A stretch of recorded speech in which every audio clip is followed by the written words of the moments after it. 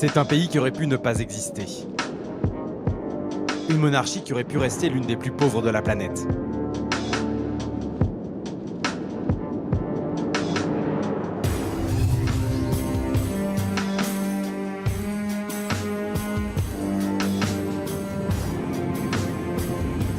Grâce à la découverte du gaz, l'émirat du Qatar, cette nation très secrète de seulement 300 000 ressortissants, s'est lancé depuis 3 décennies à la conquête de la planète. Nous sommes un petit pays, nous n'allons pas le nier, mais nos ambitions sont grandes. L'expression la plus employée dans les années 90-2000, c'était « le Qatar boxe au-dessus de sa catégorie ». Et il devient un sujet de conversation dans le monde des médias, de l'art, de la diplomatie, du sport.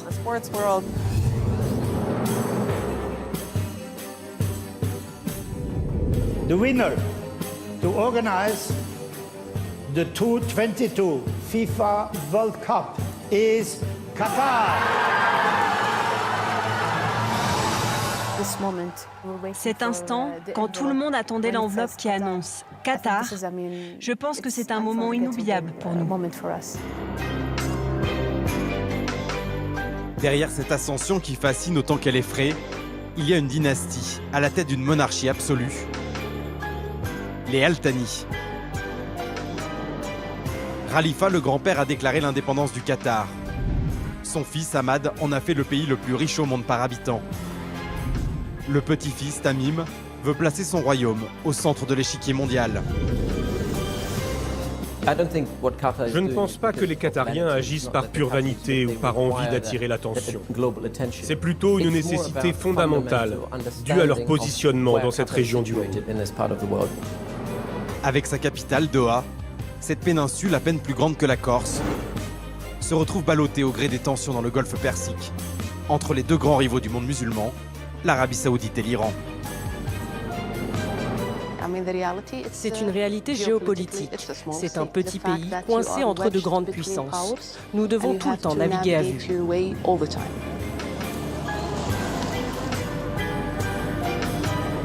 Plongé dans les paradoxes de ce minuscule royaume, en apparence schizophrène, tiraillé entre l'ouverture à l'Occident et le conservatisme religieux de la société bédouine.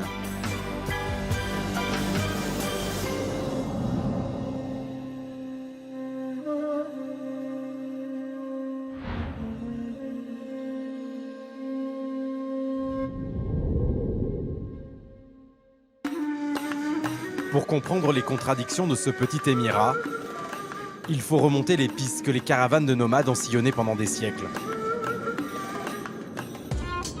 Aujourd'hui, ces plaines inhospitalières sont le terrain de jeu de puissants 4x4. Cette meute est à la poursuite d'un faucon, lui-même en train de pourchasser un pigeon.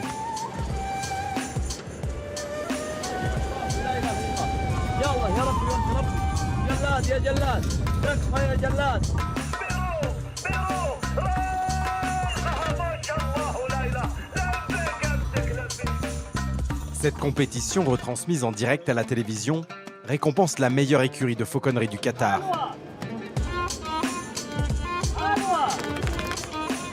Jusqu'au milieu du XXe siècle, cet art de la chasse servait à se nourrir, dans un des déserts les plus hostiles de la planète. C'est désormais un sport de prestige, où les gagnants repartent avec des récompenses mirobolantes. Tous ceux qui attrapent un pigeon aujourd'hui gagnent 25 000 €. Lors de la finale, ils remportent un 4x4 de luxe. Ces prix sont offerts par la famille royale. Cela permet d'entretenir les traditions des Bédouins, les bergers nomades de la péninsule arabique.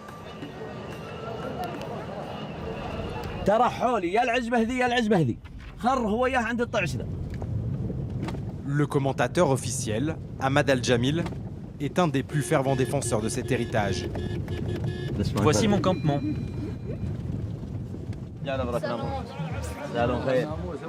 Ce fauconnier est même devenu une star sur les réseaux sociaux qatariens.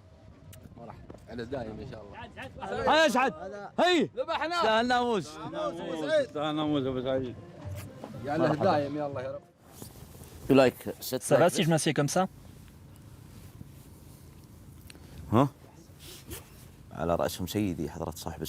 Notre gouvernement, avec à sa tête son Altesse l'émir Sheikh Tamim, tient beaucoup à cette tradition, tout comme il tient aussi au sport, à la santé et aux coutumes populaires que nous avons héritées de nos ancêtres. Et nos liens avec les faucons font partie de cette histoire. Le Qatar ne veut pas être perçu comme possédant juste du pétrole, du gaz, des capitaux. Ils veulent montrer qu'ils ont aussi une identité bédouine originelle. Venez, je vais vous montrer. Tous ces appareils servent à entraîner les faucons. Dans cette tente, nous entreposons tous nos drones et nos avions pour les faucons. J'en ai beaucoup car tous les jours on en casse, peut-être un ou deux.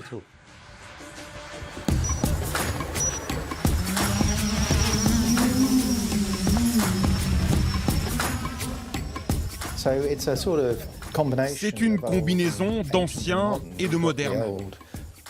Vous avez des éléments qui rappellent le temps des Bédouins du désert, mais avec toutes les commodités et le confort possible. C'est pas la chasse du dimanche avec son fusil et ses cartouches, c'est plutôt la chasse à courre, quoi. C'est pas uniquement un faucon, c'est la cage du faucon, les médicaments du faucon, l'alimentation du faucon, les 10 personnes pour s'occuper du faucon, etc., etc.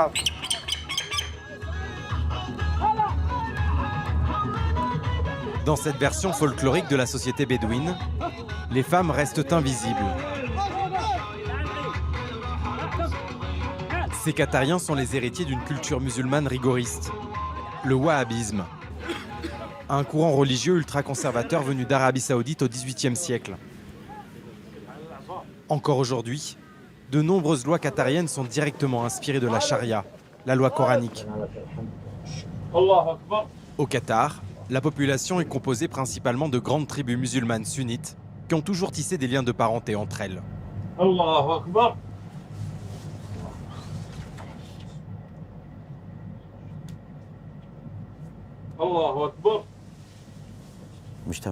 La société qatarienne est une société conservatrice où les gens sont très unis. Nous avons vécu dans des conditions de vie très difficiles et nous sommes restés soudés. Nos liens se sont même renforcés avec le temps. Aujourd'hui, le peuple qatarien vit comme une seule famille, dans une même maison.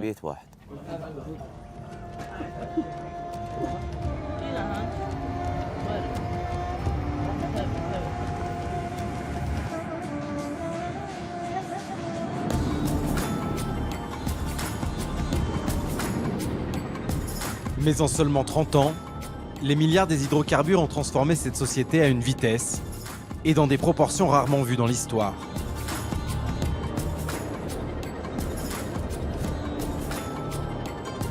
À Doha, la vie sociale s'organise désormais dans ces galeries climatisées, des temples de la consommation.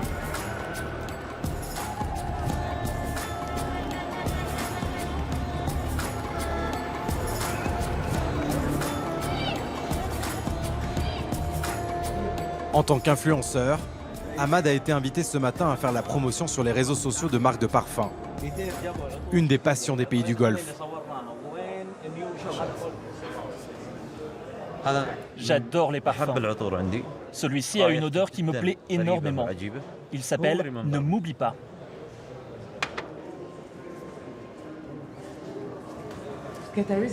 Les Qatariens sont souvent décrits comme les gens les plus riches de la planète. Est-ce que c'est vrai ? Je ne sais pas.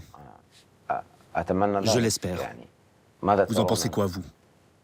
Je ne pense pas qu'il y ait des pauvres au Qatar. Ici, le système d'aide sociale et le réseau de protection sociale sont excellents. Le Qatar, c'est même pas l'État-providence, c'est l'État-perfusion, quoi. Les Qatariens n'ont pas de dépenses. Tu es malade, tu veux partir aux États-Unis pour te faire opérer dans le meilleur hôpital américain et ça coûtera 50 000 $ la journée, il n'y a pas de problème. L'État assure l'éducation et la santé gratuitement, ainsi que d'autres services publics, comme l'électricité et l'eau. Ces services sont tous gratuits pour l'ensemble des citoyens qatariens. Les Qatariens, ils n'ont pas besoin de travailler, l'État prend tout en main, ils ont des maisons, ils ont de l'argent, ils ont des revenus. Bon, ça ne veut pas dire qu'ils ne travaillent pas, mais il n'y a pas l'obligation de travailler.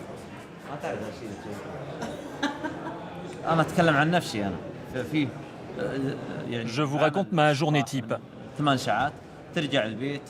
Je pars au travail à 8 heures, puis je rentre à la maison pour déjeuner avec ma famille. L'après-midi, je fais la sieste ou je prends un café. Je passe du temps avec mes proches. 80% des Qatariens travaillent comme fonctionnaires. Et tous disposent de nombreux domestiques. Dans cette monarchie, les sujets de la famille royale remercient leurs dirigeants dès qu'ils en ont l'occasion. C'est une manière d'afficher sa loyauté.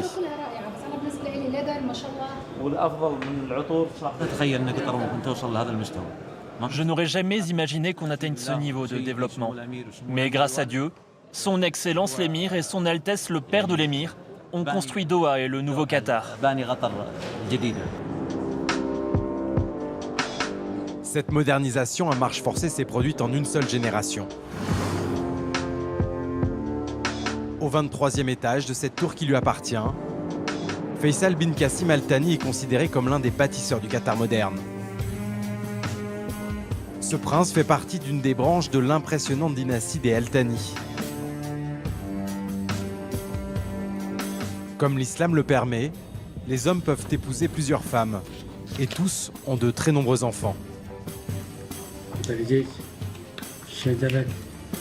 Ça, c'est l'arbre généalogique des Al Thani. Ça, c'est moi. Au-dessus, il y a mon père et mon grand-père.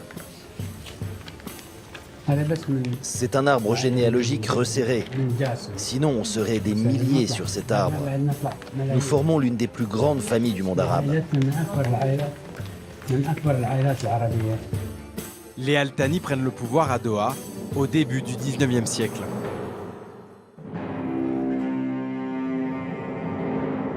L'émirat formait alors une province reculée de l'Empire ottoman. Dans un de ses palais, le milliardaire Faisal bin Qassim a créé un musée à son nom pour raconter cette destinée.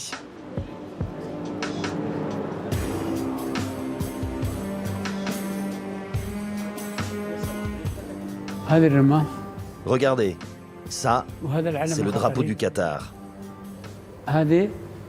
Il est composé de 9 pointes de lance, une pour chaque tribu. Et c'est ainsi que c'est devenu l'emblème qui nous unit depuis plus de 200 ans.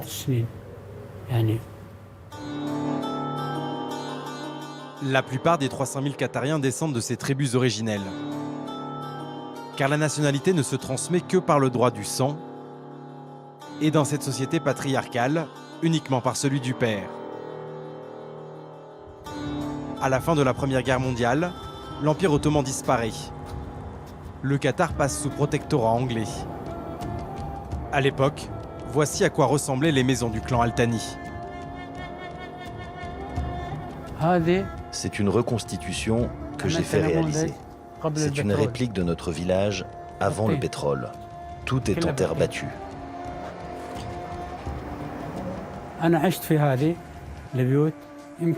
J'ai vécu dans ce genre de maison jusqu'à l'âge de 10 ans. Ici, c'était la chambre de ma grand-mère. Et là, le salon des hommes. Ça, c'était l'épicerie. Je veux garder ce souvenir du passé pour que ma famille et les gens puissent voir comment notre vie a changé, comment on est passé d'un mode de vie à un autre. Cette existence, presque hors du temps, est bouleversée dans les années 30 et 40 par l'arrivée d'ingénieurs étrangers à la recherche de pétrole. C'est la première voiture importée au Qatar. Les Anglais créent avec des membres de la famille royale la première société d'extraction. Mon père était le prince en charge de la compagnie pétrolière. Moi, j'étais encore enfant et je l'accompagnais toujours lors du forage des puits. Je voulais toujours être présent pour regarder le pétrole jaillir d'un puits pour la première fois. Lorsque le pétrole surgissait en grande quantité, c'était quelque chose de miraculeux.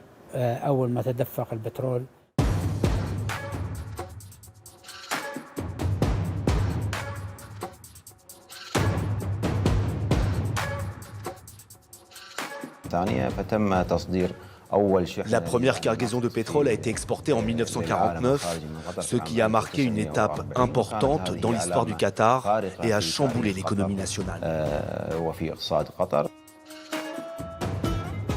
Au cours des années 50, les Qatariens découvrent la société de consommation occidentale.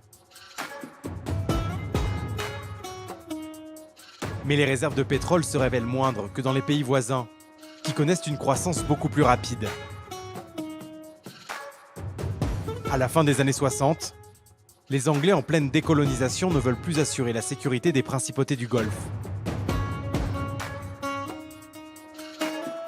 En 1971, le Qatar, comme le royaume voisin de Bahreïn, doit choisir entre l'indépendance ou rejoindre la Fédération des Émirats arabes unis, qui est en train de se créer autour des familles régnantes de Dubaï et d'Abu Dhabi. Dans les années 70, le Qatar, c'est un peu le moins que rien dans toute la région.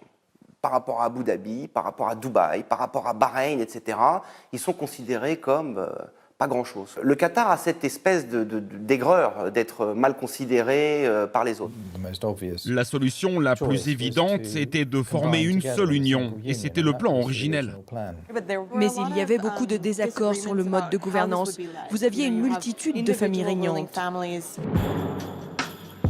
Par peur de tomber sous la coupe de ses voisins, le Qatar choisit de faire cavalier seul.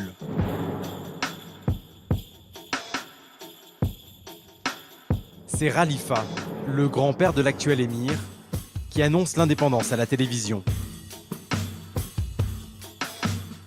تصبح دولة قطر دولة مستقلة استقلالا تاما وذات سيادة كاملة تمارس كل مسؤولياتها الدولية بنفسها وتتولى وحدها سلطانها الكامل في الخارج والداخل على السواء.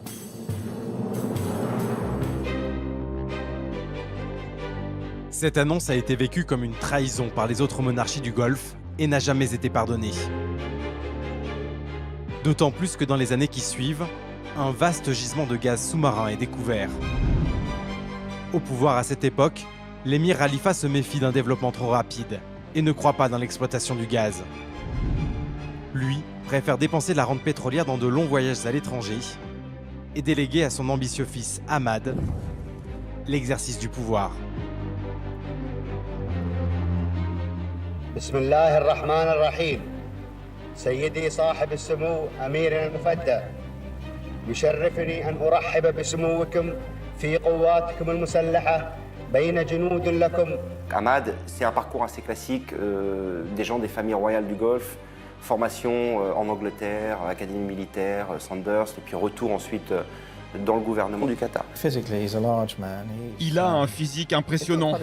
Il a un bon sens de l'humour, bien qu'il ait l'air très sérieux. C'est une personnalité qui en impose.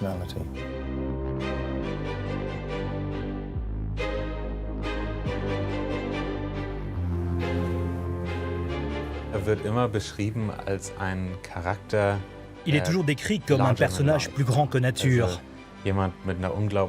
avec une personnalité incroyable, qui attire automatiquement l'attention quand il rentre dans une pièce. Quelqu'un avec des idées très claires sur ce qu'il voulait. En réalité, c'est lui qui assez vite va se retrouver avec la charge de la gestion du Qatar. Son père est toujours à droite à gauche, moins intéressé. Il était relativement évident que tant que son père serait au pouvoir, rien de majeur n'allait se passer. Il a donc profité, en 1995, d'un séjour de son père à l'étranger pour prendre le pouvoir dans un coup d'État sans effusion de sang.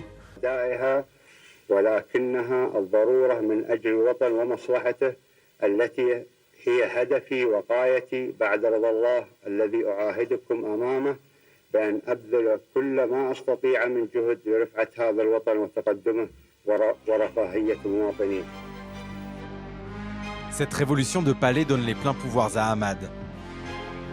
Son père, lui, se retrouve forcé à de longues années d'exil en France, puis en Italie. Mais c'est pas renverser son père pour accaparer le pouvoir, c'est renverser son père avec une idée réelle de ce que peut être le Qatar, de ce que doit être le Qatar. Il existe une anecdote. Cheikh Hamad venait d'atterrir en Grande-Bretagne ou en France. Le responsable à l'immigration regarde son passeport et lui demande « C'est un passeport qui vient d'où? C'est quoi le Qatar ?» Cet événement illustre pourquoi Cheikh Hamad s'est donné comme mission de transformer le Qatar, pour le placer sur la carte du monde. Je n'ai jamais entendu cette histoire. De quel bureau d'immigration s'agit-il? Mais je demanderai à mon père, ça a l'air intéressant. Que cette anecdote soit véridique ou pas, elle illustre l'ère de Cheikh Hamad, durant laquelle le Qatar est passé d'un petit pays endormi et reculé du Golfe à un État important en termes d'influence, une puissance dans cette région du monde. Mon père était un visionnaire. Il voulait marquer l'histoire. Il est à peu près convaincu que si le Qatar stagne, le Qatar est presque en danger. Voilà, parce qu'il a deux voisins qui sont impressionnants et potentiellement dangereux, qui sont l'Arabie Saoudite d'un côté et l'Iran. Pour réaliser ses ambitions, Hamad a lancé l'exploitation du champ gazier de Northfield, situé à cheval entre les eaux territoriales qatariennes et iraniennes. Cette relation économique entre la grande puissance chiite et la petite monarchie sunnite rend le Qatar suspicieux aux yeux des autres pays de la péninsule arabique. Mais Hamad n'en a que faire. Lui est persuadé que le gaz est une énergie d'avenir. Pourtant, à l'époque, son extraction, mais surtout son transport, coûte beaucoup plus cher que ceux du pétrole.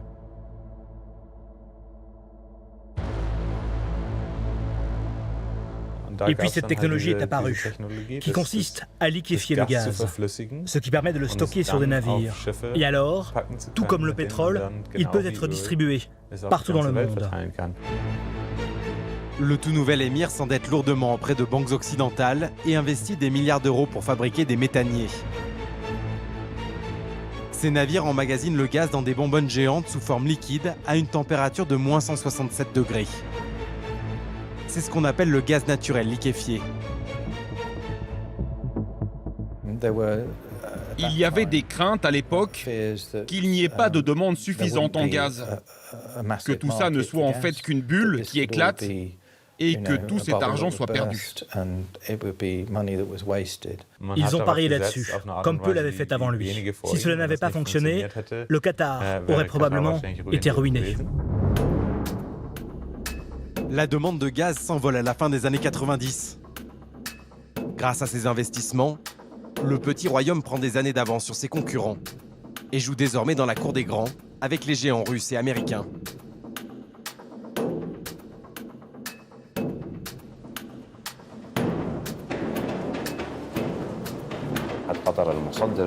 Le Qatar est devenu la première source de gaz naturel au monde, l'exportant vers des pays influents de la scène politique et économique mondiale, notamment vers l'Asie, en Corée du Sud, au Japon ou en Inde, mais aussi vers l'Europe. L'économie du Qatar avait désormais la croissance la plus rapide au monde, avec un taux de plus de 10% par an. Le visage de Doha a changé brutalement.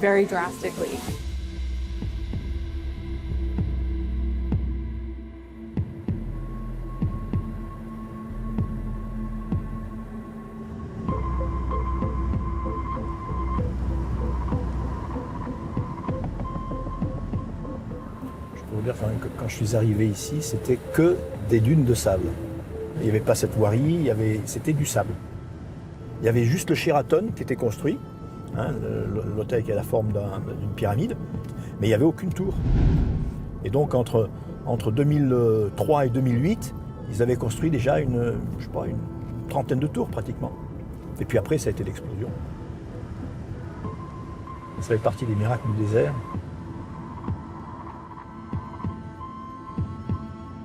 Disposant de moyens désormais illimités, Hamad Al Thani fait venir entreprises et travailleurs du monde entier. L'émir lance son pays dans une série de chantiers pharaoniques, comme celui de la Perle. Ce complexe d'immeubles est construit sur des îles artificielles et symbolise des coquillages avec en leur centre des perles, des hôtels de luxe.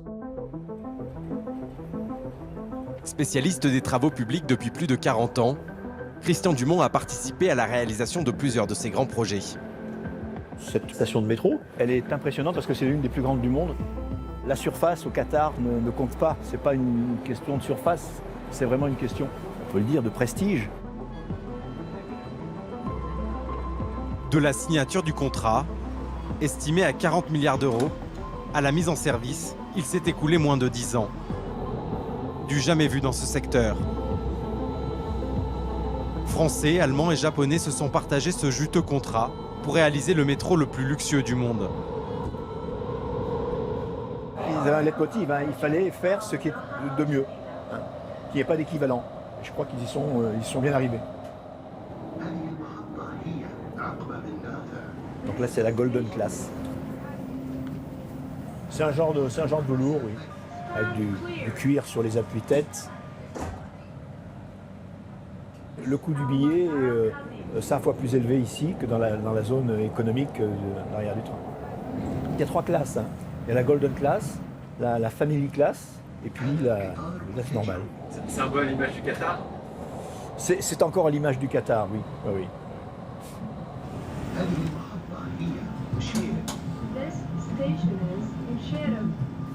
La société qatarienne est très hiérarchisée.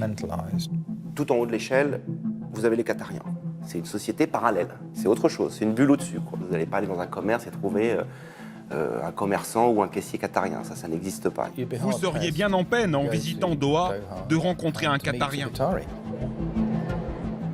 Avec l'arrivée des travailleurs étrangers, le pays compte désormais 3 millions d'habitants. Mais les Qatariens ne forment plus qu'une minorité, à peine 10% de la population. Aurélien Colli travaillait comme journaliste à Doha au début des années 2000.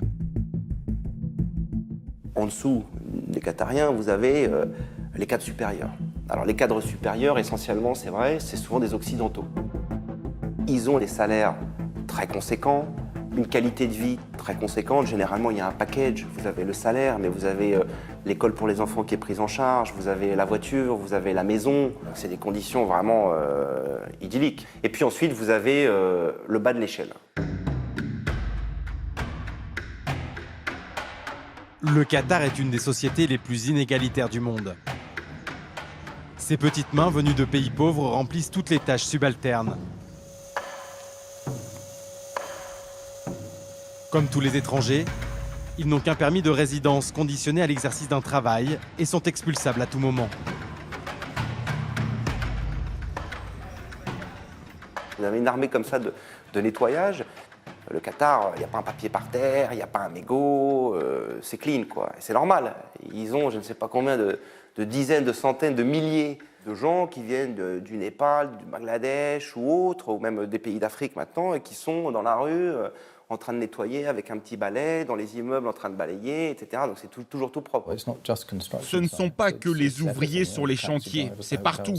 Les chauffeurs de taxi, les employés d'hôtel, la plupart sont étrangers. Et sans eux, le Qatar ne pourrait pas fonctionner. On pourrait presque dire que les ouvriers étrangers sont des citoyens de seconde zone, sans personne pour les défendre. Ils sont amenés et parqués à l'écart.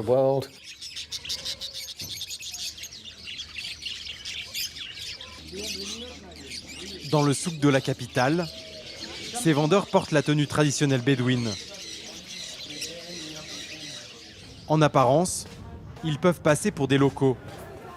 Mais ils viennent en fait d'autres pays arabes, souvent en guerre, comme l'Irak, le Yémen ou la Syrie.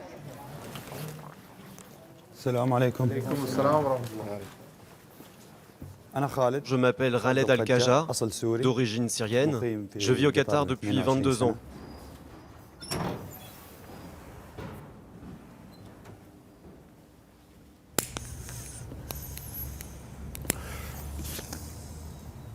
Ce musulman parle arabe et exerce un travail recherché, celui de fauconnier.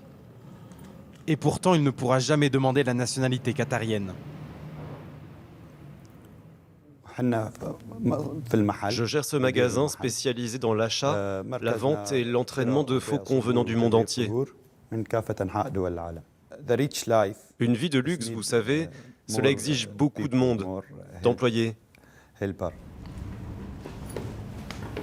Pour vivre et travailler au Qatar, Khaled doit avoir un tuteur local.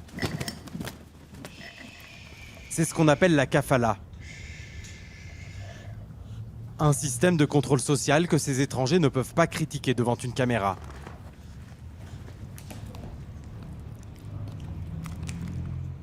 Bien entendu, il faut qu'un Qatarien soit mon sponsor, quel que soit le secteur d'activité. Mais le bon côté, c'est que des fois, il nous amène des affaires. C'est un des arguments du gouvernement qatarien qui en parle assez ouvertement en disant « Nous sommes minoritaires dans notre propre pays. Ils ont peur d'être débordés par tous ces étrangers chez eux. Le régime de la kafala leur permet de contrôler cette masse de travailleurs. » La kafala est un système pour importer et retenir les travailleurs. On le retrouve un peu partout dans le Golfe. Sous ce régime, les salariés peuvent rarement quitter le pays sans l'accord de leur employeur.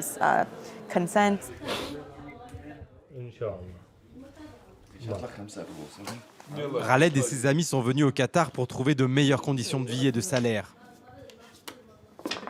Certains ont pu faire venir leurs femmes et leurs enfants. Et avec les années, ils forment une petite classe moyenne. Mais tous savent qu'un jour, ils seront forcés de quitter le pays.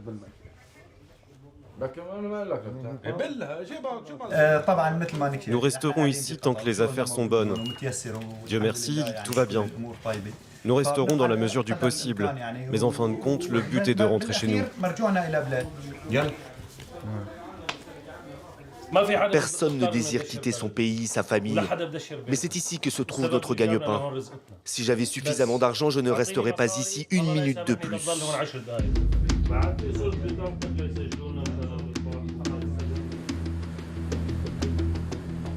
Au début des années 2000, peu importe le sort de ces travailleurs. La famille royale est alors en pleine révolution culturelle. Ahmad a pris comme deuxième épouse la fille d'un ancien opposant politique, Shera Mossa. Pour la première fois dans une monarchie du Golfe, une femme devient une figure politique de premier plan.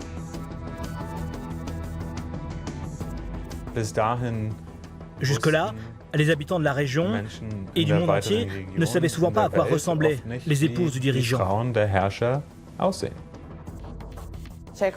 Sheikha Mossa accompagnait son mari lors des visites d'État. Elle se montrait et elle avait du pouvoir grâce à la Qatar Foundation. En plus, elle avait une vision. L'émir lui confie la tête de la fondation du Qatar, qui devient de facto un ministère de l'éducation. Avec l'argent du gaz, Shera Mossa fait ouvrir au Qatar des branches des plus grandes universités occidentales.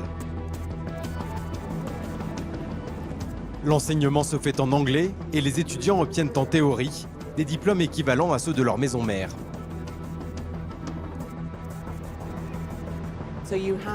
Vous voyez apparaître des antennes de Georgetown, Northwestern, Texas A&M, l'Université de Virginie, Cornell. Ce sont les premières universités à ouvrir des succursales au Qatar. Lors de la cérémonie d'inauguration d'un des nouveaux campus à Doha, au lieu d'avoir Cheikh Ahmad qui prend la parole pour le discours d'ouverture, c'est son épouse qui monte sur le podium et fait le discours. لا نريد له أن يغيب. نتطلع إلى أن يكون مشروع المكتبة آلية حديثة لدعم النهوض باللغة العربية ولإحياء حضورها الحضاري من خلال قراءة جديدة للتراث العربي.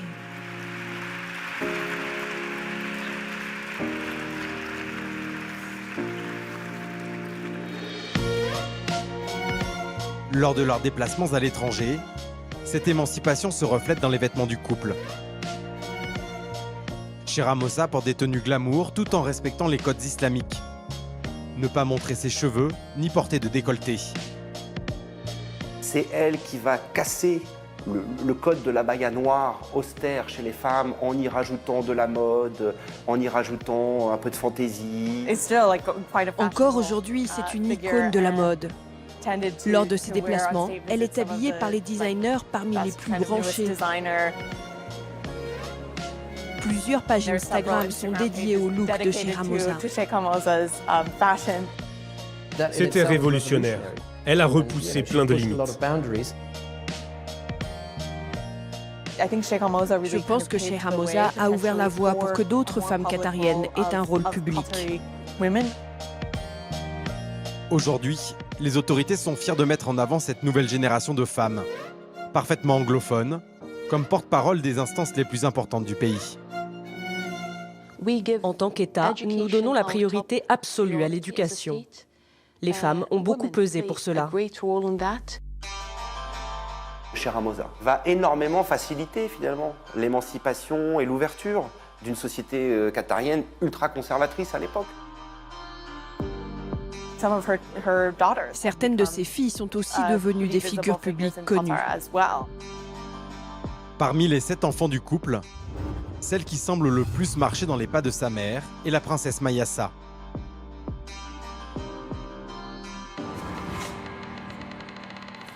On peut commencer. Mes parents ont poussé leurs filles autant que leurs fils, peut-être même plus, parce que c'est important que tous les membres de la société participent à l'économie du pays. À la fin de ses études, Mayasa se voit confier la direction des musées du Qatar. Au milieu de la baie de Doha trône le plus emblématique. Le musée d'art islamique a été dessiné par le chinois Yong Mingpei, l'architecte qui a réalisé la pyramide du Louvre à Paris.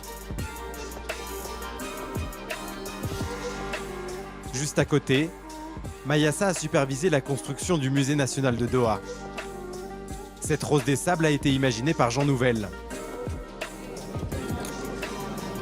Avec un budget estimé à 1 milliard d'euros par an, les journaux américains classent régulièrement la princesse parmi les femmes les plus influentes du monde de l'art.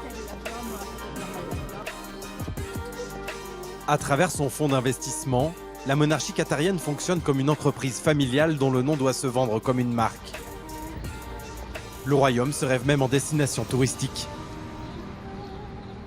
Nous ne sommes pas le seul pays riche en hydrocarbures, mais nous avons décidé de développer notre économie. Le tourisme culturel est censé rapporter 1,2 milliard d'euros par an, et ce n'est qu'un début.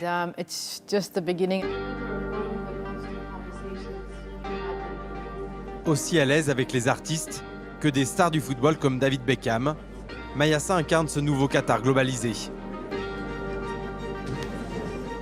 En public à Doha, la jeune femme allie les baskets, le voile et l'abaya, la longue tenue traditionnelle du golf. Mais comme le montre sa page Facebook, elle abandonne ce code vestimentaire lorsqu'elle est à l'étranger. Mayasa, qui a étudié à Paris et New York, n'y voit pas de contradiction. Je pense que c'est une vision occidentale, parce que les femmes au Qatar, je ne peux parler que du Qatar, les Qatariennes jouent un rôle important depuis longtemps. Je me rappelle quand j'étudiais à Paris en 2004, j'ai fait 1 an à Sciences Po, à l'époque ils venaient d'introduire la loi sur la laïcité. Une de nos professeurs, une Française, racontait qu'elle se sentait triste et impuissante à l'idée que les femmes doivent porter le voile. Je lui ai dit que non, que c'est faux. Certes, il y a des femmes forcées de le porter, mais pour la majorité, c'est notre choix. Nous voulons nous définir nous-mêmes et non pas être définis par d'autres.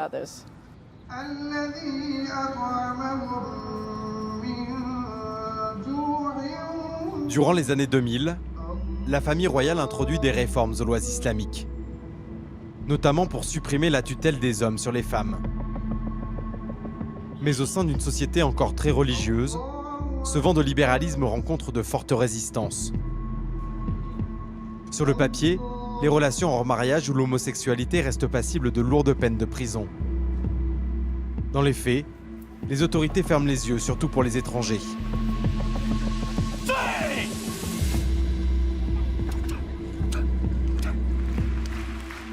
Ces paradoxes sont mis à nu dans le sport. Pour accueillir de grandes compétitions, le Qatar est tenu d'encourager sa pratique pour les femmes. Le gouvernement a par exemple créé un championnat de football féminin dont presque personne ne connaît l'existence au Qatar. À l'image du pays, cette équipe est composée à 90% d'étrangères. Teresa vient des États-Unis. De quel État? De Californie. Et Anita, Eve, Amélie, Joris et Liliane sont kenyanes. Sanae est française. Sanae Karmas travaille au Qatar depuis 6 ans et joue au football sur son temps libre. Pour ne pas choquer les religieux, l'équipe doit s'entraîner à l'abri des regards. L'influence des expatriés, l'occidentalisation des jeunes Qatariens a contribué à l'apparition de zones grises comme celle-ci. Des espaces de liberté restreints que les plus conservateurs ne veulent pas voir. C'est un monde un peu caché. Personne n'est au courant que des clubs féminins existent au Qatar, que les femmes jouent entre elles, qu'il y a une ligue, c'est sponsorisé par le gouvernement. Il y a un budget annuel qui est donné au club pour pouvoir promouvoir. Donc il y a une volonté. Culturellement, c'est pas que c'est pas accepté, mais c'est pas forcément commun. Et je pense qu'il y a des hommes et certaines familles qui n'aiment pas forcément ça. J'ai des collègues qataris qui jouent avec nous, qui peuvent s'entraîner avec nous et faire des matchs tant que c'est à huis clos. Entre femmes, il n'y a pas de téléphone. Mais une fois que c'est à l'extérieur, elles n'ont pas le droit de participer. Leurs familles ne sont pas du tout d'accord. L'année dernière et l'année d'avant où j'ai commencé, tous les matchs étaient à huis clos. Ils nous prenaient les téléphones à l'entrée pour pas qu'on puisse prendre de photos ni de vidéos parce qu'on ne sait pas où ça va être partagé. Ou une fois, carrément, on nous donnait des couvre-téléphones pour cacher la caméra et être sûr que rien n'allait fuiter. Ce soir, les joueuses qatariennes de familles conservatrices n'ont pas pu venir. C'est une des toutes premières fois que l'équipe de Sanae participe à un tournoi sur une plage de Doha face à des spectateurs.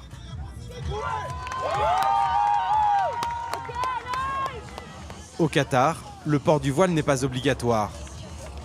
Mais jouer en short devant du public masculin reste une petite révolution.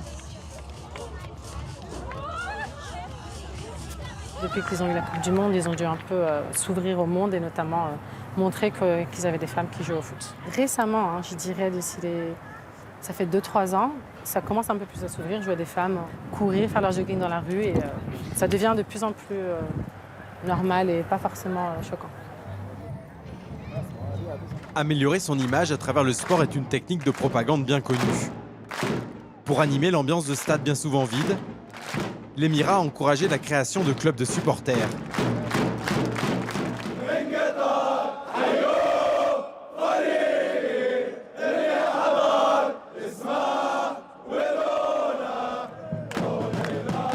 Presque aucun d'entre eux n'est qatarien. La plupart sont de simples résidents étrangers.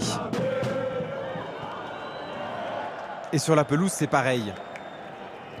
Pour que ces équipes nationales fassent bonne figure, le pays naturalise des joueurs repérés à l'adolescence, souvent originaires de pays arabes plus pauvres.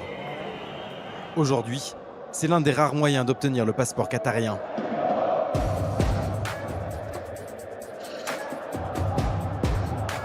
Dans cette course à la reconnaissance par le sport, la famille Al Thani est loin d'être seule.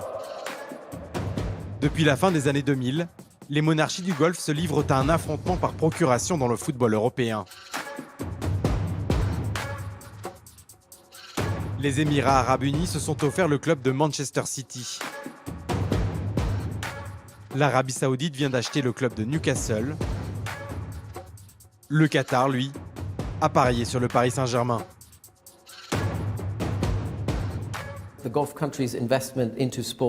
Les investissements du Golfe dans le sport sont vus comme du sport washing, une manière de blanchir leur image en créant un intérêt autour d'un nom déjà connu, comme pour détourner les critiques en s'alliant à des marques positives.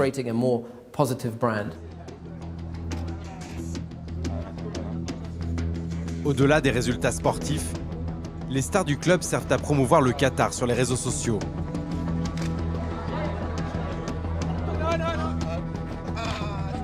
Mais devenir propriétaire du Paris Saint-Germain représente aussi un investissement stratégique. Je définirais la diplomatie du sport comme un moyen de développer des réseaux. Ils se demandent quels sont les plus grands clubs, quelles sont les plus grandes marques de sport. Le PSG, à Paris, leur semble par exemple beaucoup plus intéressant que d'autres clubs, qui peut-être ont des grands groupes de supporters, mais qui se trouvent dans des villes plus petites, moins connues que Paris. Paris est la capitale d'un pays qui siège au Conseil de sécurité des Nations Unies. Les tribunes du Parc des Princes sont un lieu parfait pour des rencontres informelles entre les Qatariens et les plus hauts dirigeants français.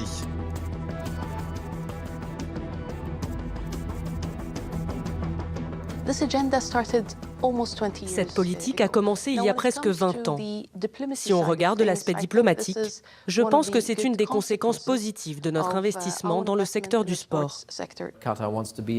Le Qatar veut être un acteur mondial, et cela passe par son image de marque. Les investissements dans le sport, comme au PSG, montrent au monde le poids du Qatar.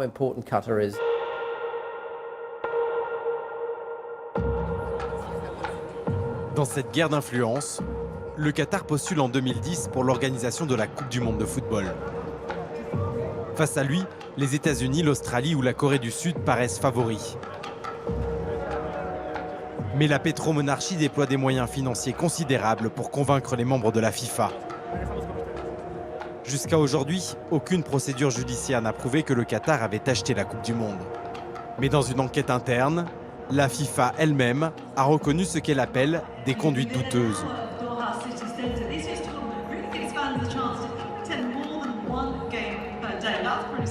À l'époque, c'était tellement important, c'était quasiment existentiel pour eux. Donc il n'y avait pas de limite, quoi. Il fallait absolument exister partout, mettre de l'argent et tant pis si ça foire. La Coupe du Monde est la priorité du Qatar. C'est un peu comme aller marcher sur la Lune. Vous avez un objectif énorme, donc vous voulez essayer de l'atteindre et vous mettez tout en œuvre pour y parvenir. Le 2 décembre 2010, le petit émirat est choisi à la surprise générale. Entourés de leurs enfants, Ahmad et Sheramosa savourent la victoire. Le Qatar est définitivement placé sur la carte du monde.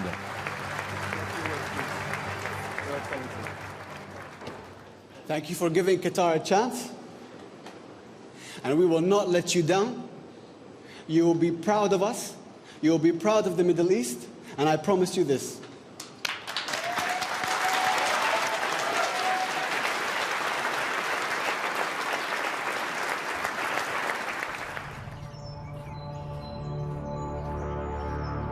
La consécration est planétaire. Mais ce moment de grâce ne dure pas. 2 semaines plus tard commence le printemps arabe. Et très vite, le vent de révolte qui secoue tout le Moyen-Orient sert à régler des comptes entre monarchies du Golfe.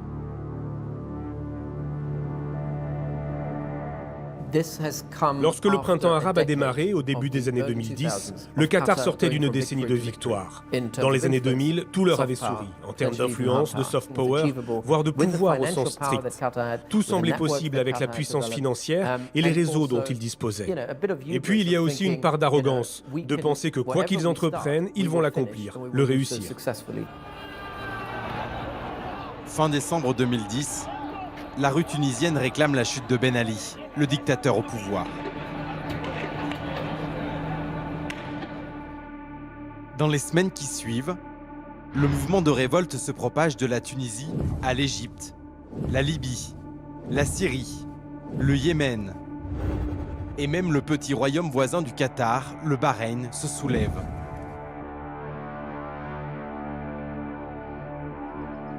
Pendant quelques jours, la monarchie qatarienne elle aussi retient son souffle. Par prudence, les autorités relèvent les salaires des fonctionnaires. Comme le pays interdit toute forme d'opposition politique, personne ne sait ce qui peut se passer. J'étais ici pendant le printemps arabe et je me souviens qu'on regardait tous les jours Al Jazeera pour voir ce qui allait se passer à Tunis ou au Caire. La grande question était, y aura-t-il des manifestations ici aussi? Je me rappelle d'une page Facebook qui annonçait une manif. À l'époque, on avait l'impression que les protestations allaient se répandre partout dans la région. Avec un ami, on s'est rendu sur les lieux de la potentielle manifestation. Il n'y avait personne.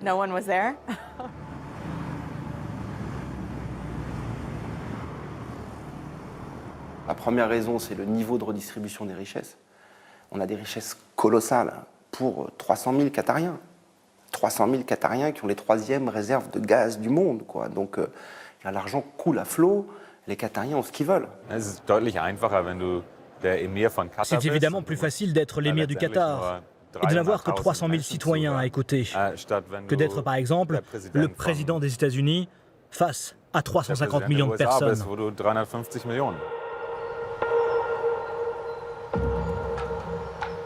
Rassurée en interne et convaincue d'être une monarchie éclairée, la famille royale saisit cette occasion pour bousculer les régimes autoritaires du monde arabe. D'autant plus que ces dictateurs au pouvoir depuis des décennies, en Libye, en Égypte ou en Syrie, regardent de haut l'émir Hamad Al Thani, ce nouveau riche qui veut se faire une place dans le grand jeu diplomatique. Le Qatar veut être dans le sens de l'histoire, et il fait le pari de soutenir les frères musulmans. Ce mouvement islamiste, conservateur mais non violent, est le parti politique le plus organisé au Moyen-Orient, le plus à même de remporter des élections dans la région. Pour l'appuyer, le Qatar dispose d'une force de frappe médiatique sans égale. À la fin des années 90, l'émirat a créé la première chaîne d'information panarabe sur le modèle de CNN ou de la BBC. Ça a révolutionné l'ensemble de la scène médiatique du monde arabe. Avant Al Jazeera, les seules informations disponibles étaient les annonces officielles. Qui le roi a-t-il reçu? Qui le roi a-t-il salué? Al Jazeera donne la parole à des islamistes, mais aussi à des laïcs ou à des socialistes. C'est un outil de soft power et d'influence pour le Qatar. Officiellement, le palais ne donne pas de ligne éditoriale, mais tous les journalistes d'Al Jazeera la connaissent. Ils appellent cela de l'autocensure. Mais en réalité, c'est de la censure. Aucune critique de la famille royale ou des événements au Qatar, mais carte blanche pour ce qui se passe à l'étranger. Al Jazeera a joué un rôle clé en couvrant les événements sur le terrain, ce que des médias officiels n'auraient peut-être pas fait. Al Jazeera a été perçu comme une menace. Et par extension, les opinions politiques du gouvernement qatarien sont également devenues une menace. Ils ont naïvement cru qu'en soutenant les révolutionnaires, ils soutenaient les peuples et la démocratisation de la région, sans penser aux nombreuses lignes de fracture qui ont alors émergé, des divisions sectaires, ethniques, religieuses. Dans les années 2011-2012, le Qatar est perçu comme un appui des forces révolutionnaires, celles qui ont le vent en poupe, alors que l'Arabie saoudite, elle, soutient la contre-révolution.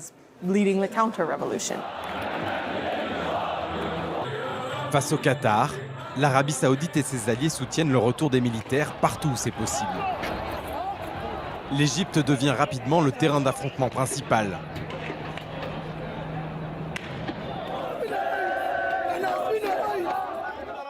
En 2012, Mohamed Morsi, un frère musulman soutenu par le Qatar, remporte les premières élections libres.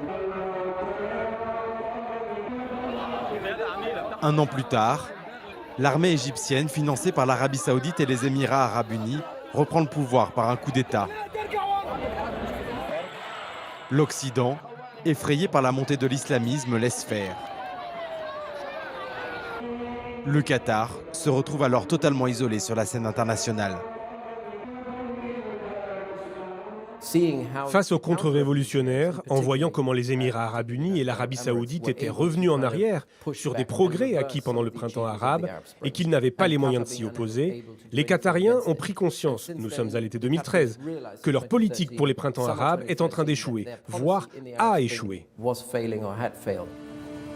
Entre 2011 et 2013, les révolutions syriennes et libyennes virent à la guerre civile. Dans ces pays, le Qatar perd le contrôle de mouvements qu'il a financés et armés, des groupes islamistes qui se radicalisent au fil des affrontements.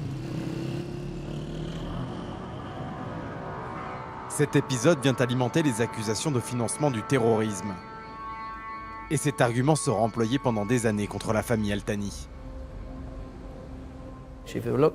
Au cours des 30 dernières années, que ce soit en termes de soft power ou de pouvoir réel, de relations internationales, de diplomatie du sport, dans tous les domaines, le seul échec cuisant que le Qatar ait eu à encaisser, ça a été le printemps arabe.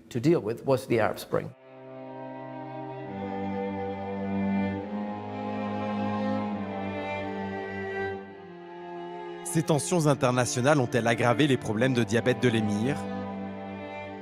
Ou la maladie sert-elle de prétexte pour une sortie honorable? Toujours est-il que le 25 juin 2013, Ahmad abdique en faveur de Tamim, son 4e fils, sur les 24 enfants qu'il a eus de ses 3 épouses. Mon père est arrivé au pouvoir de manière atypique et a quitté le pouvoir de manière atypique. Je pense qu'il s'était fixé des objectifs et qu'une fois ceci atteint, il était content de passer le relais à la génération suivante, à mon frère. C'était vraiment une décision étonnante, car dans cette partie du monde, le pouvoir se transmet en général à la mort de l'émir. Avec son fils, ils ont voulu donner au Qatar un nouveau départ. Je pense que Tamim est arrivé au pouvoir en 2013 pour changer les politiques du Qatar, entamer un nouveau chapitre après le printemps arabe, redéfinir les priorités et l'identité même du Qatar. Tamim n'était pas le premier dans l'ordre de succession. Mais il sort diplômé de la même académie militaire que son père, et il a fait ses classes avec succès dans la diplomatie sportive du Qatar, notamment l'achat du Paris Saint-Germain. Avec son sourire de gendre idéal, sa maîtrise des langues étrangères et son épais carnet de chèques, il séduit très vite ses partenaires occidentaux. Il est devenu émir au début de la trentaine. Du jour au lendemain, c'était le plus jeune chef d'État du Moyen-Orient et probablement l'un des plus jeunes au monde. C'est la première fois que je m'exprime devant autant de personnes en français. Alors si vous ne comprenez pas ce que je dis, remercie, faire semblant s'il te plaît.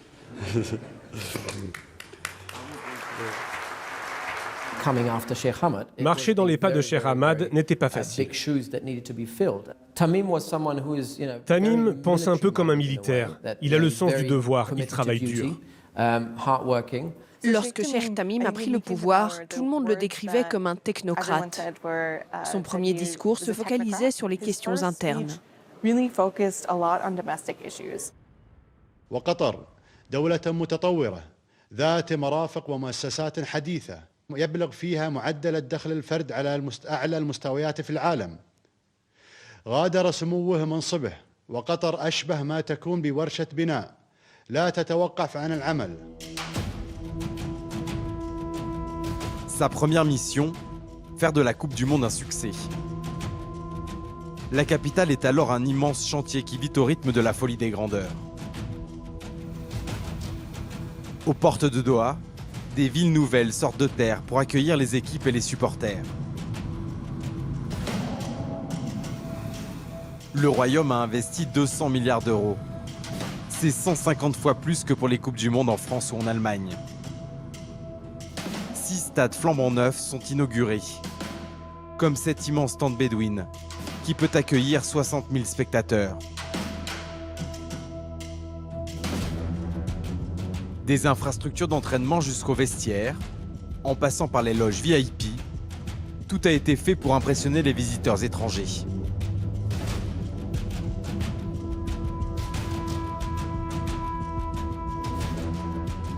« 3000 salons, c'est énorme. C'est magnifique. » Dans ce pays désertique, de l'eau de mer est désalinisée pour arroser les pelouses. Et les ingénieurs installent des lampes artificielles pour obtenir un gazon absolument parfait.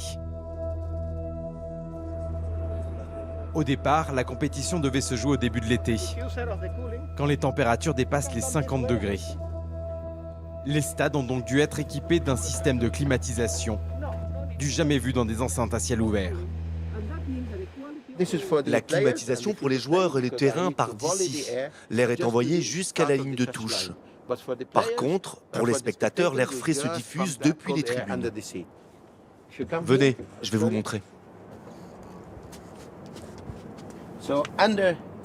Sous chaque siège, il y a une petite boîte comme celle-ci qui rafraîchit juste un petit peu. Et même en cas de tempête de sable, ici on est comme dans une bulle isolée. Et si les températures atteignent 50 degrés dehors, à l'intérieur du stade, on reste à 20-22. Devant l'absurdité écologique, mais aussi les risques pour la santé des joueurs et des supporters, la FIFA a finalement déplacé le tournoi au début de l'hiver. Depuis l'attribution de la compétition au Qatar, les températures infernales de la saison chaude alimentent les polémiques. Les images de ces travailleurs en plein soleil pendant des heures ont fait le tour du monde.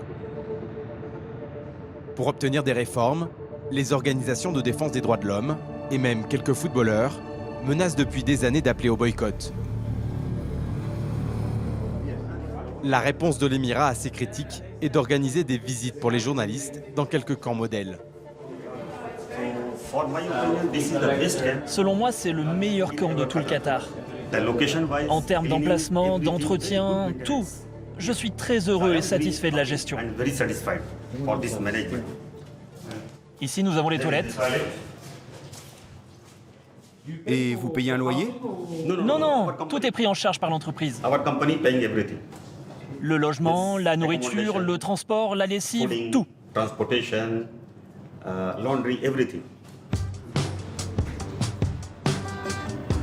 Pour faire taire les accusations de mauvais traitement, les autorités vont même jusqu'à construire un mur de la gratitude. Cette mosaïque est composée des photos de chaque employé qui a participé à la construction du stade de la finale.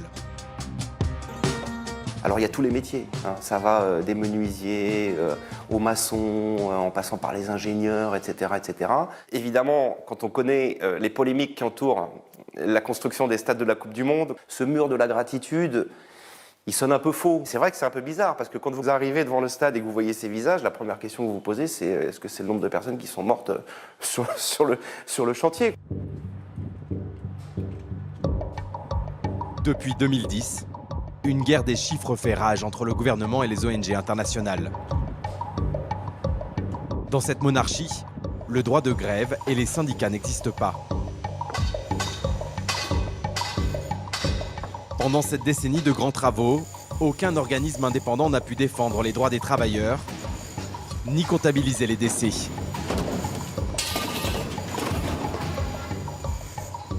Les seuls chiffres disponibles sont ceux des autorités qatariennes, de leur agence de statistiques et du comité d'organisation de la Coupe du Monde. Je travaille pour Amnesty International sur le Golfe depuis 10 ans. Je me suis rendue au Qatar un nombre incalculable de fois. Le Qatar publie des données et selon leurs chiffres, il y a plus de 15 000 étrangers qui sont morts ces 10 dernières années. Mais ils sont morts de toutes sortes de causes. Les données disponibles ne donnent pas la cause réelle. Il y a un grand nombre de travailleurs migrants relativement jeunes et en bonne santé qui ont passé leurs tests médicaux dans leur pays d'origine. Mais quand ils arrivent au Qatar, ils meurent soudainement pour des raisons inconnues et sur le certificat de décès, tout ce qui est marqué, c'est mort naturelle, arrêt cardiaque ou arrêt respiratoire, ce qui pour les experts de la santé que nous avons consultés n'est pas une cause de mortalité. Fatma Al-Noaimi est la porte-parole des autorités qatariennes pour tout ce qui concerne la Coupe du Monde. Vous cadrez comme ça ou plus bas? Ce ne sont pas que des ouvriers. Je veux dire que ces chiffres incluent toutes sortes de professions et de catégories d'âge. Il y a des enfants, il y a des médecins, il y a des enseignants. Donc si vous prenez ce chiffre sur une période de 10 ans, il est sorti de son contexte. Fatma et ses équipes ne comptabilisent que les morts sur les chantiers des stades directement supervisés par le comité d'organisation. Au plus fort des travaux, cela ne représentait que de 1 à 2% des ouvriers de la construction. À propos des victimes que nous avons eues sur nos projets, malheureusement, nous regrettons 3 décès dus à des accidents du travail. Et aussi 36. Pardon, c'est 36 ou 37? Mais ce n'est pas lié au travail. Ça veut dire quoi, non lié au travail? Non lié au travail, cela signifie que ces gens sont peut-être morts chez eux ou dans la rue, c'est-à-dire qu'ils n'étaient pas sur leur lieu de travail, sur le chantier. Cela peut être une mort naturelle. Mais une fois de plus, si vous étudiez ces décès, plus de la moitié sont des jeunes hommes morts d'un arrêt cardiaque ou d'insuffisance respiratoire, ce qui n'est pas une cause de mortalité en soi. Il y a forcément une autre raison derrière ces morts. Insolation, déshydratation ou épuisement. Beaucoup d'hommes dans la force de l'âge meurent d'arrêt cardiaque dans leur sommeil.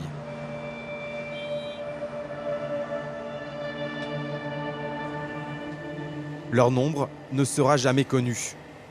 Peut-être 37 pour les stades, sans doute des milliers à l'échelle de tous les chantiers du Qatar.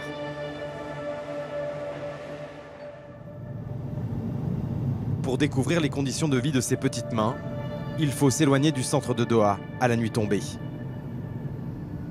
C'est dans ces bâtiments construits aux portes du désert que vivent la plupart des travailleurs étrangers.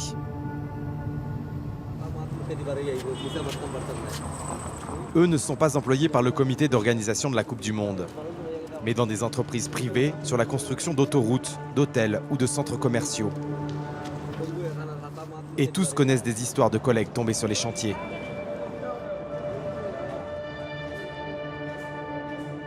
Ce Népalais a accepté de témoigner à visage découvert, à condition de ne pas donner son nom, ni celui de son employeur. Son histoire illustre la vie de centaines de milliers de forçats anonymes. Je travaille comme peintre, avec un salaire mensuel de 450 euros. Les ouvriers qui travaillent en plein soleil s'évanouissent parfois à cause de la chaleur. Quand ils travaillent en extérieur, ce n'est pas facile de s'hydrater. Et sur les échafaudages, le risque, c'est que si ton cerveau cesse de fonctionner en raison de la température, tu glisses, tu tombes et tu peux mourir. Au Népal, je ne peux pas gagner autant. Mon salaire ne suffit pas. Ici, j'épargne 250 euros par mois. Ça me permet d'envoyer mes enfants à l'école.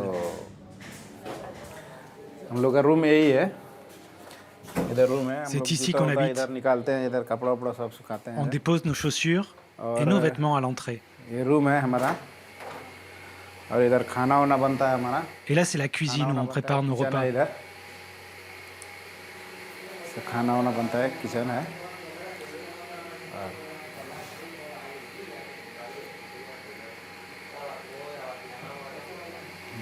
On a un peu de poulet et quelques légumes, mais c'est bien vide.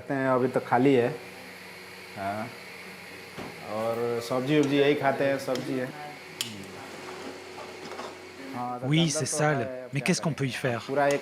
On est à 8, 10 par chambre. Nos salaires ne sont pas élevés.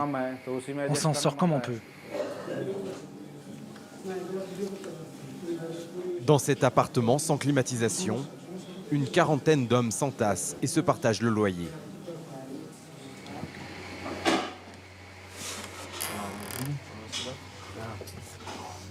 Voilà, c'est ma chambre. Là, on est 6 à s'entasser dans cette petite pièce. Et le loyer est cher. On paie chacun entre 75 et 100 euros pour le logement et la nourriture. Donc environ 750 euros pour une chambre. On étend nos fringues ici. Oui, il n'y a pas d'autre espace pour faire sécher nos vêtements. Ça ne sent pas bon, mais on n'a pas le choix.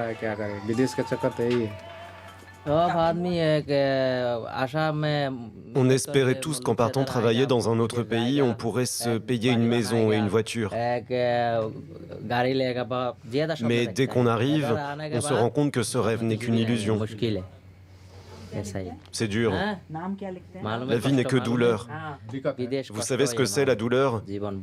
Ma vie n'est que souffrance. L'exploitation de ces hommes profite à des entreprises qatariennes, mais aussi à de nombreux intermédiaires étrangers, bien souvent originaires des mêmes pays que les travailleurs.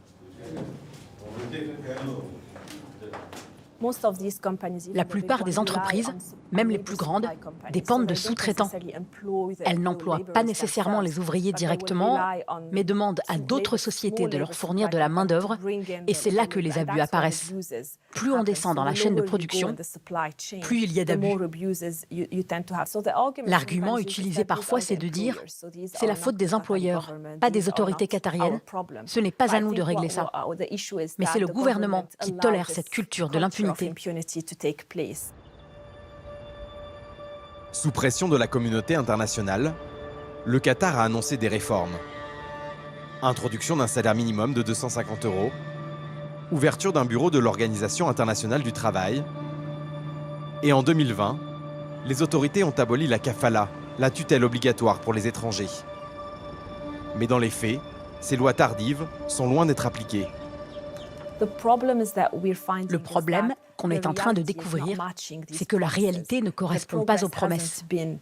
Les progrès n'ont pas été à la hauteur des nouvelles lois et la mise en œuvre est faible et inégale. Si vous regardez le reste du monde, personne n'a un régime du travail parfait. Les progrès accomplis au Qatar en seulement 10 ans sont énormes. Le Qatar, quand ils sont attaqués ou critiqués, au lieu de fermer les écoutilles, d'empêcher les critiques, ils ont tendance à entendre les critiques et à contre-attaquer en allant justement exactement là où on les critique. Aucun pays n'est parfait. On a encore beaucoup à faire, mais cela prend du temps de s'améliorer et aussi que le reste du monde s'en rende compte. Au milieu des années 2010, le Qatar est tellement concentré sur l'organisation de la Coupe du Monde et sur les réponses à apporter aux critiques qu'elle suscite, que la famille royale ne voit pas venir le projet de déstabilisation que ses voisins préparent en secret. D'autant plus que tout part d'une partie de chasse qui va mal tourner. Une chasse au faucon, bien sûr.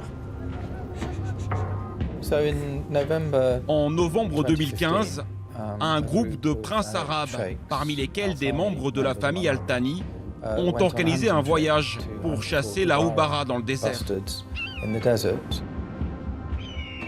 C'est une outarde, une espèce de dinde très recherchée dans le Golfe, un mets rare.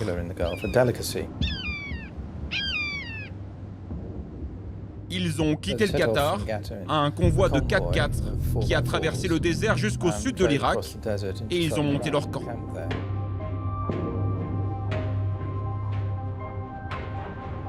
Ce groupe de fauconniers prend ce risque car la houbara a été trop chassée dans la péninsule arabique.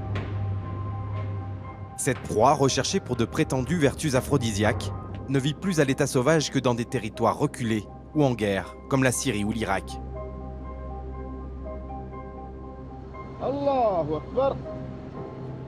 Le séjour était censé durer environ 6 semaines.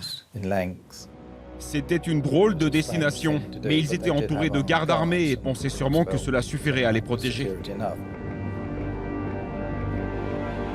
L'Irak, à ce moment-là, la zone où ils sont, c'est une zone qui est plutôt chiite, alors que les Arabes du Golfe sont sunnites.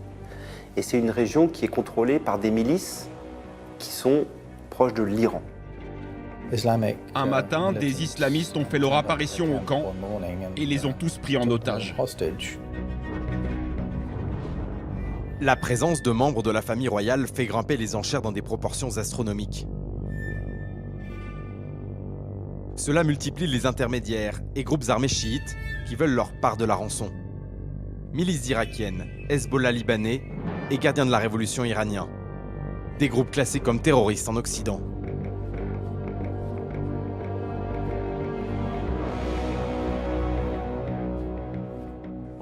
La question suivante se posait, est-ce politiquement malin de verser de l'argent à certains groupes? Mais d'un autre côté, et c'est normal, il ne faut pas laisser tomber sa propre famille. Puis ça va se terminer au bout de 18 mois de négociations où un avion de Qatar Airways va finalement aller à Bagdad, récupérer les types et ramener tout le monde, parce qu'en plus il y a des gens de la famille royale. Et d'après ce qu'on sait, le Qatar aurait payé $1 milliard.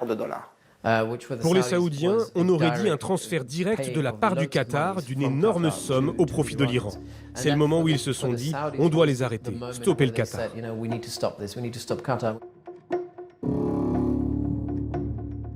Pour l'Arabie saoudite, le prétexte est parfait. D'autant plus qu'un nouveau prince a pris le pouvoir dans ce pays. Mohammed Ben Salman, dit MBS, rêve d'en découdre avec le Qatar. Et il a la bénédiction du président américain de l'époque, Donald Trump.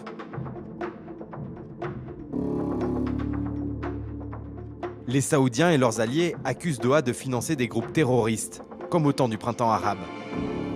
Mais aussi de collusion avec l'Iran, le grand rival des Saoudiens dans la région. La crise du Golfe a démarré en 2017. Tout a commencé par le piratage de l'agence de presse qatarienne en mai 2017 et la publication de fausses déclarations de l'émir. Un discours de Cheikh Tamim, ou un prétendu discours de Tamim, a fuité sur l'agence de presse qatarienne. Il y commentait leur amitié avec l'Iran et parlait, je crois, des frères musulmans. Mais ce discours était un faux.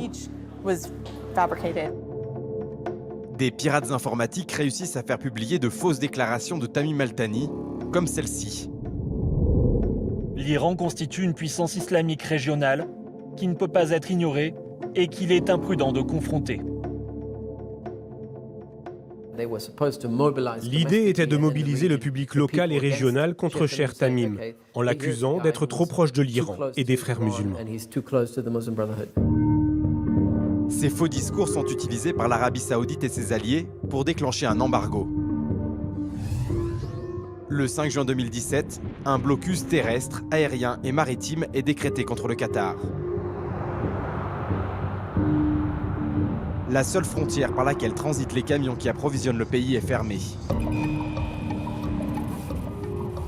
Les avions de la Compagnie nationale du Qatar sont interdits de survoler les pays de la coalition saoudienne. Le blocus nous a pris au dépourvu. Nous ne nous attendions pas du tout à ça. L'hypothèse des pays voisins était que le Qatar ne pourrait pas le supporter, qu'il n'était pas très résilient et qu'il dépendait de ses voisins pour être approvisionné. Et donc, qu'en l'isolant, cela provoquerait de l'instabilité dans le pays. L'objectif du blocus, avec tout ce qu'il impliquait au quotidien, était d'affaiblir l'économie du Qatar pour déstabiliser le régime et le faire tomber. Les Saoudiens réclament entre autres la fermeture d'Al Jazeera et un alignement du Qatar sur leur politique étrangère. Leur espoir était de vassaliser les Al-Thani, voire de les renverser, mais c'est tout l'inverse qui se produit. وكما تعلمون الحياة في قطر تسير بشكل طبيعي منذ بداية الحصار وقد وقف الشعب القطري تلقائيا وبشكل طبيعي وعفوي دفاعا عن سيادة وطنه واستقلاله. لقد أصبح كل من يقيم على هذه الأرض ناطقا باسم قطر. Qui vous a dit qu'on avait vécu des moments difficiles? Au contraire, l'embargo a été bénéfique. Notre économie a cru, notre peuple s'est renforcé. Nous sommes même plus forts que jamais. Cela a obligé Cheikh Tamim à imaginer de nouvelles voies commerciales, à développer les liens avec l'Iran ou la Turquie, afin d'obtenir les biens dont ils avaient besoin. Avec sa fortune, le royaume parvient à contourner le blocus en quelques jours. Des milliers de vaches sont importées par avion d'Australie. Des productions de légumes par hydroponie sont lancées. Et les rayons des supermarchés ne manquent de rien. Les avions de la flotte qatarienne, au prix de coûteux détours, ramènent tout ce dont le pays a besoin.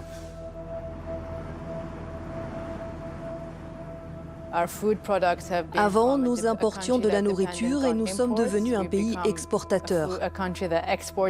Cette expérience nous a apporté beaucoup de positifs.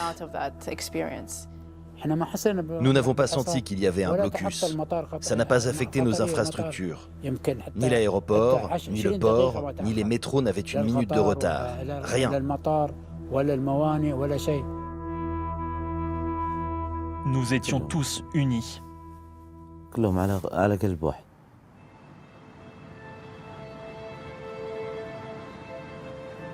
Ces événements ont fait de Cheikh Tamim une icône nationale. Durant le blocus, on a vu ce célèbre dessin partout, baptisé Tamim triomphant. C'est devenu une figure quasi mythologique pendant le blocus, car le Qatar a eu une attitude très pragmatique. À la recherche d'appui en Occident, les Al Thani se tournent vers les Européens.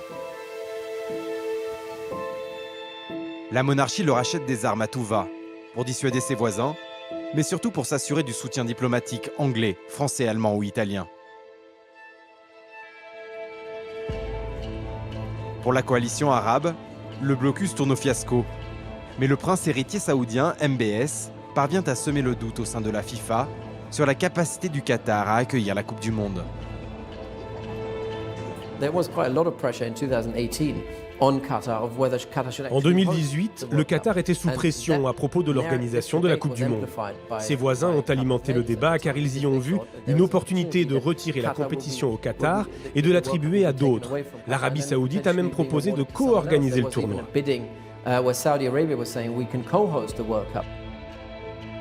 L'Arabie saoudite se perçoit comme le leader du monde arabe et islamique. L'idée de devoir se rendre dans le mini-Qatar pour assister à la Coupe du Monde, cela a affecté leur ego. Le Qatar ne cède pas. Cette jalousie des princes du Golfe autour de l'organisation de la Coupe du Monde explique en partie pourquoi la crise dure plus de 3 ans. Il faut attendre l'élection de Joe Biden, le nouveau président américain, pour que l'Arabie saoudite et ses alliés finissent par retirer leur demande.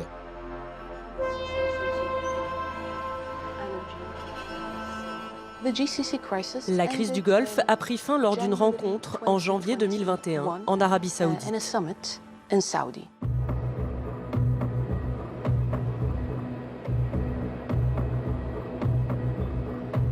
Symbole de cette réconciliation, Tamim Al Thani est reçu à la descente de son avion en Arabie saoudite par MBS en personne. حيث أدت هذه الجهود المباركة بحمد الله ثم بتعاون الجميع للوصول إلى اتفاق بيان العلا الذي سيتم توقيعه في هذه القمة المباركة والذي جرى التأكيد فيه على التضامن والاستقرار الخليجي والعربي والإسلامي وتعزيز أواصر الود والتآخي بين دولنا وشعوبنا بما يخدم آمالها وتطلعاتها.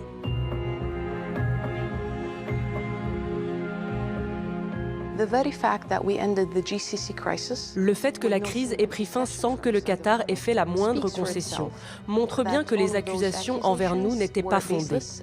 Si elles étaient justifiées, pourquoi le blocus aurait été levé ainsi ?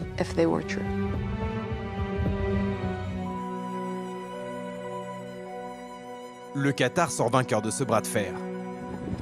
Et une nouvelle crise va permettre au pays de reprendre la place qu'il ambitionne sur la scène internationale. La chute de Kaboul aux mains des talibans. Je m'assieds ici ? Depuis les années 2000, le seul bureau de représentation des talibans est installé à Doha.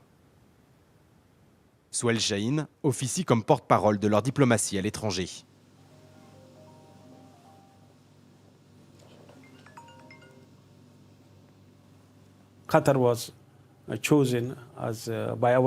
Notre direction a choisi le Qatar comme antenne permanente pour nos réunions et débats avec les délégations étrangères.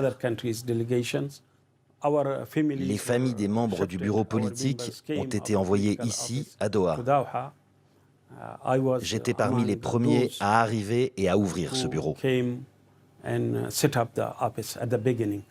Nous considérons le Qatar comme un pays ami. Sinon, nous ne resterions pas ici. Cela a été organisé dans le cadre de la médiation menée par le Qatar entre les États-Unis et les talibans. C'était une demande américaine et pour y répondre, nous avons accepté cette délégation politique. Nous avons facilité les rencontres qui, au début, ne devaient pas être rendues publiques. Ça peut paraître très paradoxal parce qu'on a les talibans qui sont présents au Qatar plus ou moins officiellement. On a en même temps au Qatar le centre de commandement militaire américain pour toute la région Asie, Moyen-Orient, à partir duquel sont menées toutes les opérations et toute la guerre en Afghanistan.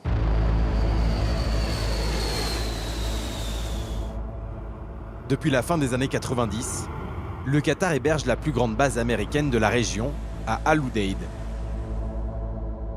C'est par là que transitent toutes les troupes, les armes et la logistique pour les opérations en Afghanistan, mais aussi en Irak ou en Syrie. La base d'Al Udeid a été offerte aux Américains par la famille royale qatarienne pour se garantir leur protection. En servant d'intermédiaire avec les talibans, les Al-Thani cherchent à se rendre indispensables. Et le Qatar devient un pays clé, car il a la possibilité d'offrir des lieux où peuvent se tenir des conversations discrètes, voire secrètes si besoin. C'est cela que l'Afghanistan a apporté au Qatar, la possibilité de jouer le rôle auquel il prétendait sur la scène mondiale. C'était important pour le Qatar. Ils ont pu se poser en médiateur et aider les négociations à aboutir. Ils ont eu un impact positif et constructif.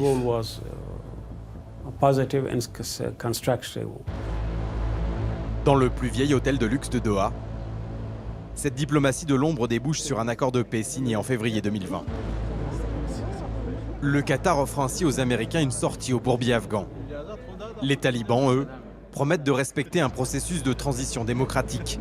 En réalité, ils savent qu'ils ont gagné la guerre. Ça a le goût de la victoire. C'est une première étape qui ouvre la porte à l'espoir pour le peuple afghan. La signature de ce traité à Doha va surtout ouvrir les portes de Kaboul aux talibans. Après 20 ans d'intervention, les Américains acceptent de retirer l'intégralité de leurs troupes fin août 2021.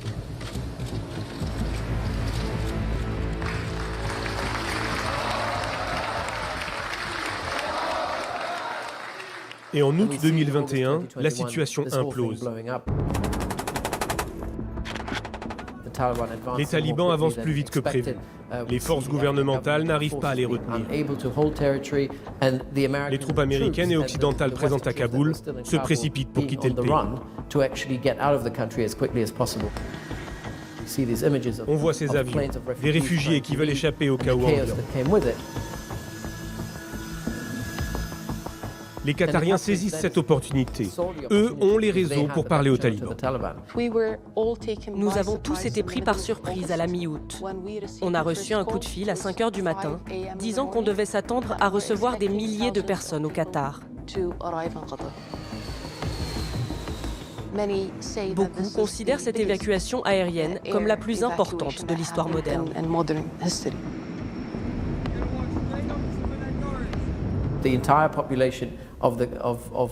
Tous ces réfugiés devaient être logés quelque part. Et comme il y avait des résidences prêtes et disponibles pour la Coupe du Monde, en attendant, elles ont été attribuées aux Afghans.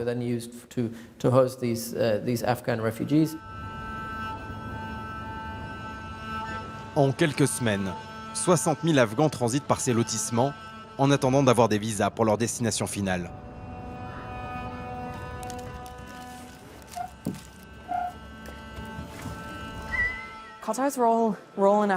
Le rôle du Qatar en Afghanistan, l'aide apportée à l'évacuation d'Afghans, a fortement amélioré son image aux États-Unis. Quelques mois plus tard, Tamim est reçu avec les honneurs à la Maison-Blanche.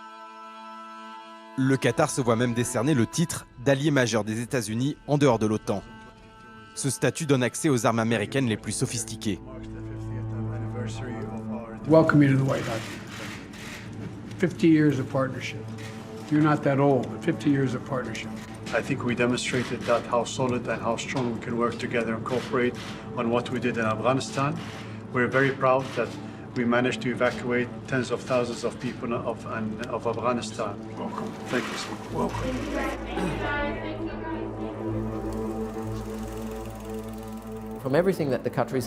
De toutes les opérations que les Qatariens ont menées ces 30 dernières années, celle-ci est la plus rentable, la plus efficace, celle qui leur en a donné le plus pour leur argent.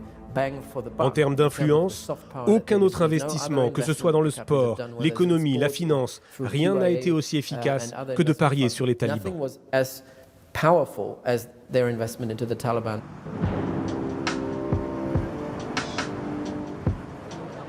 Les succès de la diplomatie qatarienne sont mis en scène chaque année lors du Forum de Doha. Ce rendez-vous rassemble dirigeants politiques, grands patrons et journalistes. Cette année, un groupe de jeunes Afghanes passionnés de robotique reçoit un prix. Elles ont été évacuées par les forces spéciales du Qatar et peuvent désormais continuer leurs études dans la monarchie grâce à des bourses. Une belle histoire qui permet de faire oublier le rôle d'intermédiaire de Doha dans la chute de Kaboul.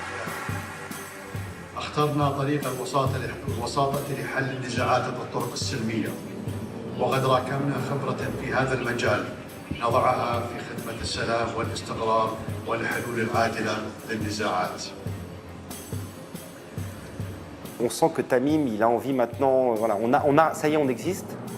Ça y est, on est sécurisé, tout le monde nous connaît, on est devenu incontournable.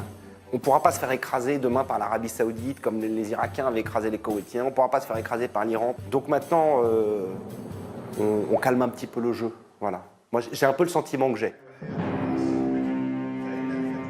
Comme une crise en chasse une autre, les regards se sont déjà détournés de l'Afghanistan. La Russie a envahi l'Ukraine. L'Europe, trop dépendante du gaz russe, doit trouver des sources alternatives. Avec ses immenses réserves, la monarchie est plus courtisée que jamais.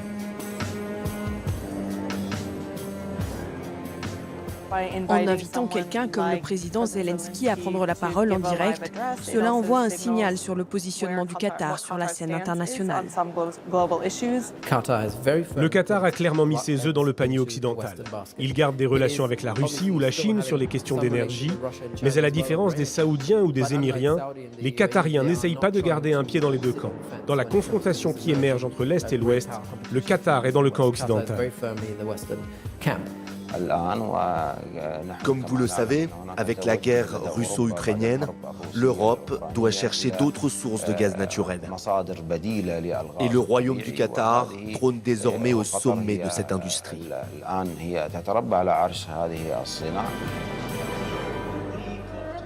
Le gouvernement allemand a ouvert des négociations pour des livraisons de gaz. De son côté, la compagnie française Total vient d'annoncer investir dans de nouvelles plateformes d'extraction. Les réserves du royaume qatarien sont estimées pouvoir durer plus d'une centaine d'années. Pour la dynastie Al Thani, c'est l'assurance de rester encore très longtemps au centre de l'attention internationale.